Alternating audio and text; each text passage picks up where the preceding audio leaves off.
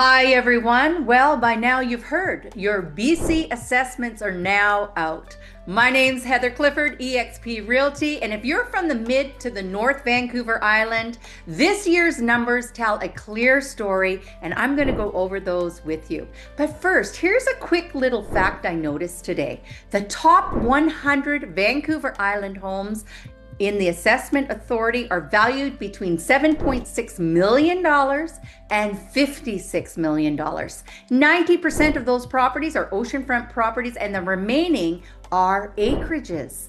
Now, if you follow me on my monthly updates, what you will remember is the statistics that are supplied from the Vancouver Island Real Estate Board do not include these property types. I just thought that was rather interesting. Okay, first let's talk about what moved up and by how much when it comes to our assessments. On the West Coast, Ucluelet saw an increase of around 5%. I thought that was big. Here in the Comox Valley, we are closer to 3%, while Comox is 1%, Cumberland 0%, and Campbell River 0% increase.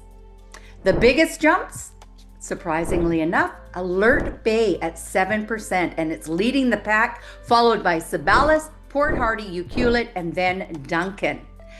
Now, whenever assessments rise, the question is always the same from people: why here and why now during our economic turmoil? Here's what's driving those assessments. First, strong market comparables. BC assessment bases values on actual sales as of July 1st, 2025. Not opinions, not list prices, real completed sales. And in parts of North Island, those sales stayed surprisingly strong. When buyers keep paying solid prices, assessments follow suit. And second, new construction and development. New homes, subdivisions, and rezoning don't just affect one street, they lift the entire area's average. Even if your home hasn't changed, the neighborhood around you might have.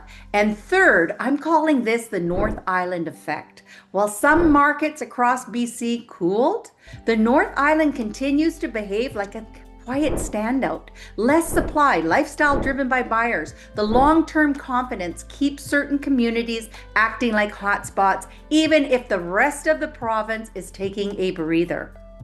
Now, this part is going to matter to you. Your BC assessment is not your market value. It's a snapshot in time, taken over months, for taxation purposes only, taken months ago in July. Some homes will sell above it, some homes will sell below it. Context is everything. If your assessment jumped and you're wondering, does this mean I should sell now?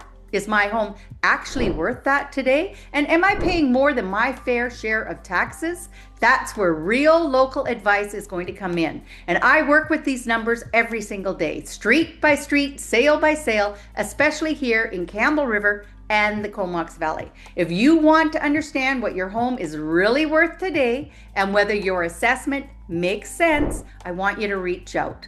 Clarity is going to beat your guesswork always.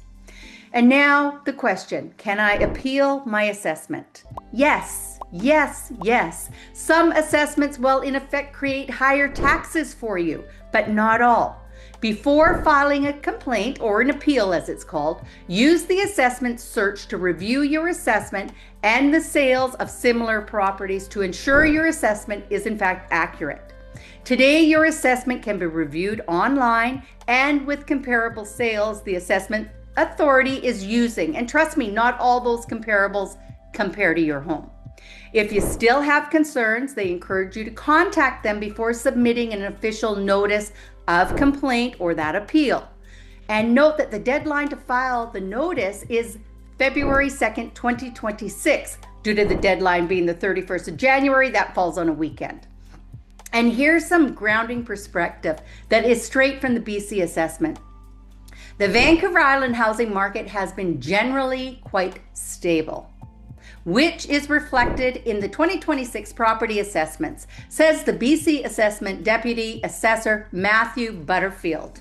Most homeowners can expect minimal assessment value changes in the range of -5% to +5%. Translation? This is not a runaway market. It's not 2021 on espresso. Most assessments landed exactly where a steady market would suggest. So let's talk about appeals, because this is where comm heads save real money. First things first, before you file a formal appeal, do your homework. BC Assessment actually encourages you to do this. Start with the assessment search tool and look at your assessed value and recent sales of similar properties. Reach out to me and ask me what some of those would be. Homes on your street, a good place to start, and your immediate neighborhood. So you're checking for one thing only. Does this number reflect what comparable homes were actually selling for as of July 1st, 2025? If something feels off, and sometimes it is, the next step is not filing an appeal right away. The BC Assessment recommends you contact them first, and a surprising number of the issues can actually get clarified or corrected at this stage without going through a stressful formal process. Now, if after that conversation you still have concerns, you can file an official notice of complaint. That's the appeal. One very important reminder, your BC assessment is not your home's market value. It's a tax tool. It's a snapshot, a single frame from a movie that is going to keep playing.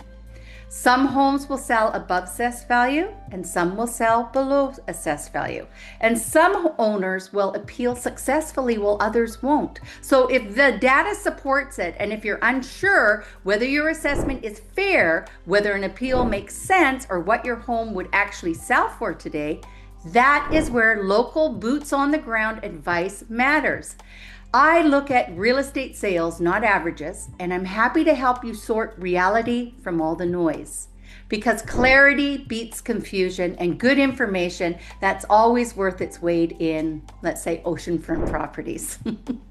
Let's talk soon. Take care, everyone.